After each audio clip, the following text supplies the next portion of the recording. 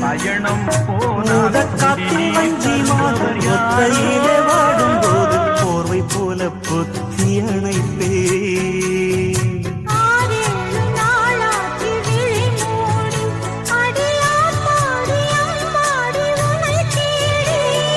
நீதானே மானே என் இளஞ்சோடி உனை நீங்காது